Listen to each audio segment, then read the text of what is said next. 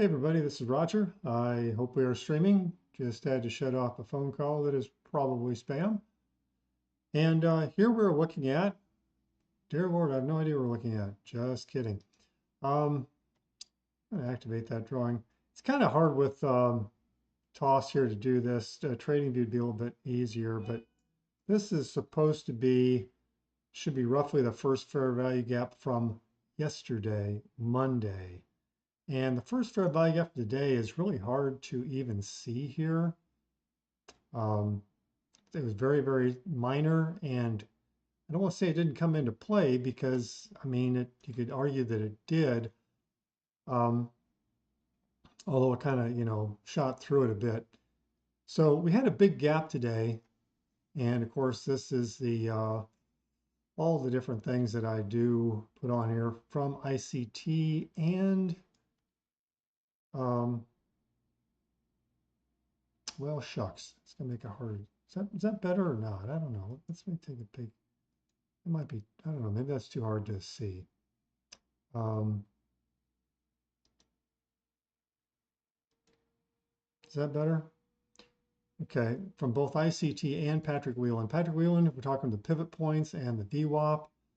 Everything else is basic, and he does the opening range gap as well.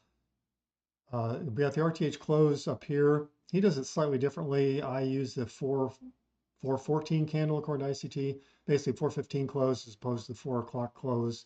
Usually not too much different, but sometimes there can be. Quite a big, and there's the close for today. Hope that wasn't too loud in your ears. So here we have a pretty big gap. I've got a fib on that. And of course, ICT is claiming that you can get 70% of the time, you'll get at least a 50% gap retracement. My recollection is it worked yesterday, and I didn't have a chance to do a video. I think it actually would have been a good one, but didn't have a chance to do it. Doing this one today before things get away from me here. But try to, again, if you can hold and you're not going to have too tight of a stop, you just buy at the open. Well, you're going to suffer some heat, 30 points maybe. And ultimately here, within about 40 minutes, you got almost 100% gap fill. Really, really good trade. But I didn't do that well. I just kind of tried for a little bit of Patrick Wieland with alongside the idea of ICT that we're going to get this gap fill. Now he did reiterate in some videos here this last couple days that the Monday first fair value gap, you actually carried on through the week. So I've got that here, and you can see, well, it kind of worked out. I got several different trades today, did end up strongly in the green. Some of them were from working this gap here a little bit, but you can see it's a little bit sloppy.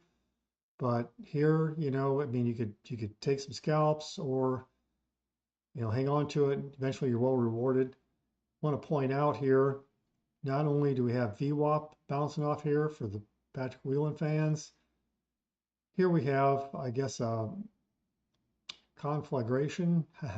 Can't think of quite the word I'm looking for here, but basically a couple things lining up together.